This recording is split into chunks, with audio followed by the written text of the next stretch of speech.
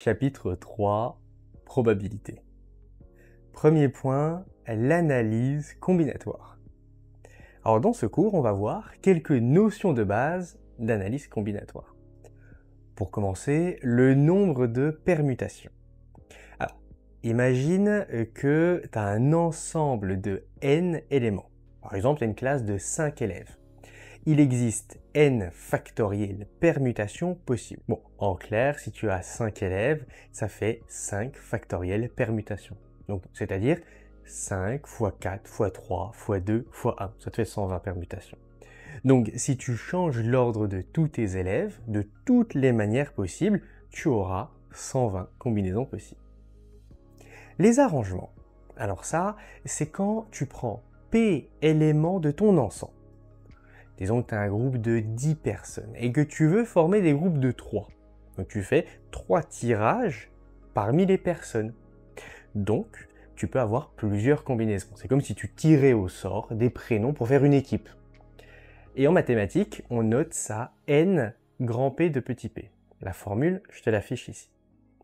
Donc, si tu as 10 personnes et que tu veux faire des groupes de 3, tu poses cette équation-là, ce qui te fait 720. Alors attention, dans les arrangements, l'ordre, il a son importance. C'est-à-dire que si tu tires Alice, Bob, Charlie, c'est pas la même chose que si tu tirais Charlie, Bob, Alice.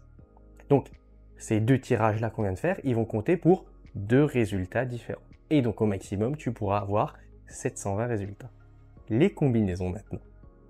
Pour les combinaisons, par contre, l'ordre n'a pas d'importance.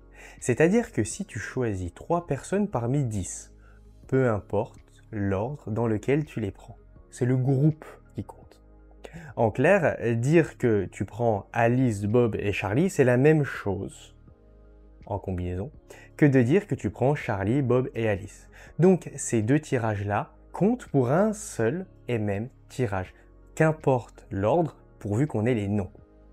La formule de la combinaison est la suivante. Ce qui fait, dans notre exemple, 120. Donc 120 combinaisons possibles. Ça fait beaucoup moins que les arrangements parce que, comme on l'a vu avec l'exemple d'Alice, Bob et Charlie, si l'ordre ne compte pas, plusieurs tirages ne comptent que pour un seul du coup. Hop hop hop! Si cette vidéo te plaît, sache qu'elle est issue de ma formation sur le DCG-DSCG. Sur cette formation, tu y retrouves toutes les vidéos de tous les cours, mais aussi tous les cours en audio et en PDF. Et puis évidemment, tout est mis à jour régulièrement. Et puis c'est même pas tout. Tu vas y retrouver des vidéos bonus pour t'aider à préparer efficacement ton épreuve, des fiches de révision, des flashcards et un accès direct pour me contacter si tu as besoin d'aide. L'aide, ça peut être t'expliquer ou te réexpliquer un point du cours que t'as pas bien compris, aborder avec toi un sujet complémentaire qui n'est pas disponible en vidéo parce que tu veux approfondir un cas particulier par exemple, te guider dans ton planning de révision, ou même analyser avec toi une correction d'exercice que tu n'arrives pas à comprendre. Alors si tu veux profiter de l'intégralité du cours et de tous les avantages qui vont avec, clique sur le premier lien en description et rejoins-moi. Allez, on retourne au cours maintenant. Et surtout, abonne-toi à la chaîne pour ne rater aucune vidéo. Point suivant, les probabilités. Alors on passe maintenant à quelques notions de proba. La probabilité, c'est un nombre entre 0 et 1 qui indique la chance qu'un événement se produise. Imagine que tu lances un dé, la probabilité de tomber sur le chiffre 3, c'est 1/6 parce que tu as 6 faces. Il y a des événements incompatibles. Alors, deux événements sont incompatibles s'ils ne peuvent pas se produire en même temps. Par exemple, dans un jeu de cartes, tirer un roi et un as en même temps, avec une seule carte, c'est pas possible. On dit que PA inter B égale 0. Deux événements, par contre, sont dits complémentaires si l'un est l'inverse de l'autre. Par exemple, si tu lances une pièce, si c'est pile, c'est pas face. Et si c'est face, c'est pas pile. On dit que P de A égale 1 moins P de A'. Pour calculer la probabilité d'un événement, tu divises le nombre de cas favorables par le nombre de cas possibles. Par exemple, la probabilité d'obtenir un 3 en lançant un dé, c'est un cas favorable sur 6 cas possibles. Donc dans notre exemple, ça donne ça, un sixième. La probabilité totale, c'est la probabilité de A ou de B. C'est P, A union B.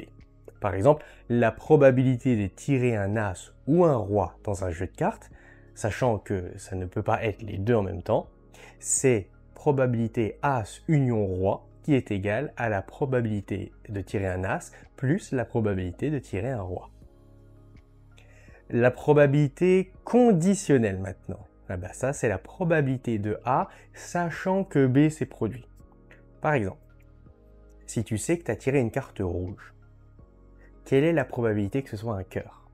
Pour savoir ça, tu divises la probabilité de tirer un cœur par la probabilité de tirer une carte rouge. Ce qui, dans notre exemple, fait 13/26e, soit un demi. Bon, 0,5 quoi. Bon, ça fait 50% de chance. La probabilité composée maintenant, ça c'est la probabilité que deux événements se produisent en même temps.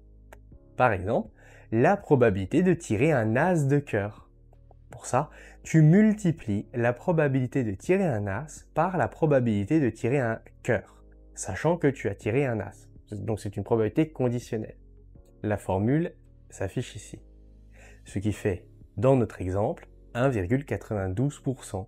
Donc si tu tires une carte dans un jeu de 52 cartes, tu as 1,92% de chance que ce soit un as de cœur.